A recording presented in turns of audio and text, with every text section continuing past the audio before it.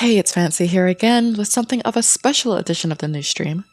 We are absolutely freaking out over here at the Lifestream, and I'm sure you can guess why. I know it hurts to hope after the cluster that was Square Enix's E3 showing last year, and it seems almost too good to be true after all of this time. But lately, signs have been pointing toward a possible remake trailer releasing this coming June, and here are the reasons why we're basically convinced. Number 1. Square Enix announced that they're going to do a special broadcast from LA on the 10th of June at 6 p.m. Pacific time, which is a time slot normally reserved for Sony. Number 2.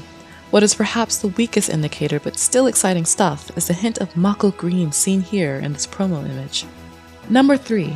The original soundtrack for Final Fantasy VII is going to be released on Blu-ray on the 24th of July and is already available for pre-order in Japan. This will include a 16-page booklet and 3 bonus tracks. And speaking of soundtracks, on the day before Square Enix's broadcast, there is going to be a full orchestral concert at, again, 6 p.m. Pacific time, entirely dedicated to the Final Fantasy VII soundtrack, an event our very own Lifestream member Sab will be attending. This concert, titled A Symphonic Reunion, will be held at the Dolby Theatre in LA. We don't know yet whether or not this event is going to be streamed, but either way, this is a huge event to be held exactly 24 hours before Square's due presentation. Are you on board the hype train yet?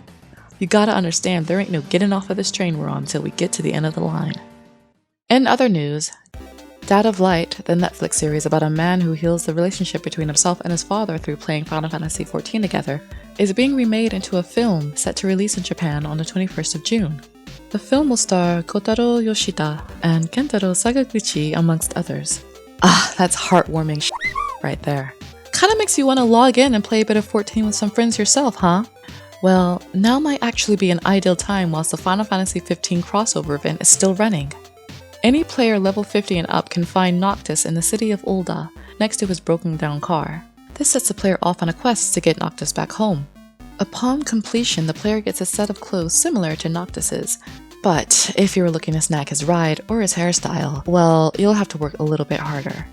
Players will have to play games at the Gold Saucer to earn Gold Saucer points that can be spent on either of these rewards, which can be a bit of a pain for any player who hasn't been spending much time in the Gold Saucer at all. It's not too late to start now though. The event lasts until the 27th of May, so get on that if you haven't already. Best of luck! Huh? What's that? You'd give the quest a go, but you don't want to play it by yourself and your friends are on a different server? Well, have no fear, because Square Enix has got you covered. The development team has written up a step-by-step guide for transferring to different worlds.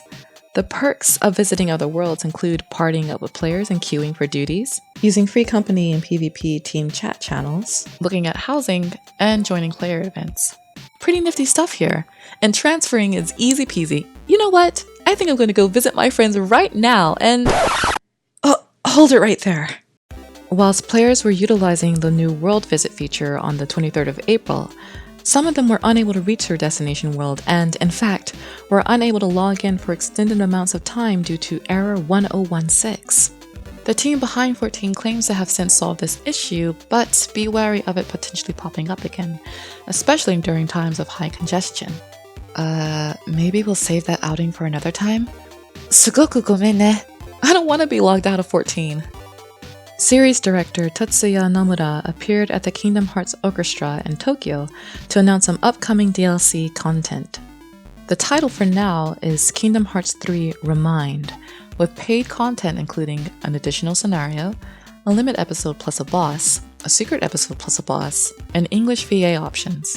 What players will be getting for free is a new Keyblade and a new form. Ooh, I wonder what the new form is going to be. Surely not another variant of a Xehanort. The rumors speculating the working conditions of development teams continue to become increasingly damning, with reports on everyone from BioWare to Epic Games to NetherRealm Studios.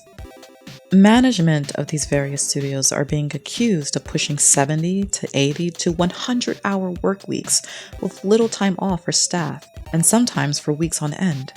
The nature of these reports is tricky because most of them have to be reported anonymously, which makes it that much harder to damn anyone and prove that these rumors are true.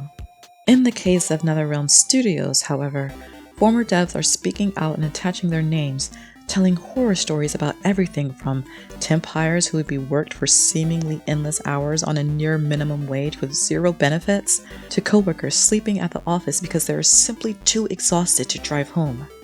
As more reports of abuse come out, it is uncertain what course of action these various studios are going to take. But something that becomes increasingly clear is something needs to change.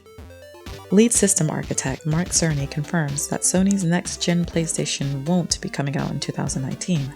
However, he also gives us reason to believe that we have a lot to look forward to when it does.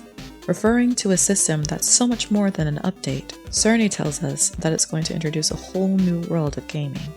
With a much more powerful CPU and GPU, Cerny assures us that everything from the audio to the visuals will create a more realistic and thus more intense gaming experience. And whilst he won't go into any details of Sony's VR strategy, he does promise that the current PSVR headset will be compatible with the new console. The real game changer for the next-gen PlayStation, however, according to Cerny, is the introduction of an SSD or solid-state drive, which would significantly cut down on load times, resulting in a much more seamless, immersive gaming experience. Are you salivating at the mouth yet? So, if we're not getting our hands on this godly console this year, when will it come out? Ugh, not any time before April 2020, that's for certain, according to Sony. I know, I really want to break into a new PS5 too. But remember, all good things come to those who can wait. I guess. And that's all for this week. Do you think we're going to get a remake trailer in June? Let us know in the comments below. Meanwhile, consider heading over to our forum or our Discord, both links in the description, where we discuss everything as and when it happens. Consider giving to our Patreon so that you can support us in delivering you more content like this. Don't forget to subscribe and leave a comment below telling us your thoughts. Give us a like, or don't, and hit that bell icon if you want to be notified next time we upload. Catch you later, alligators!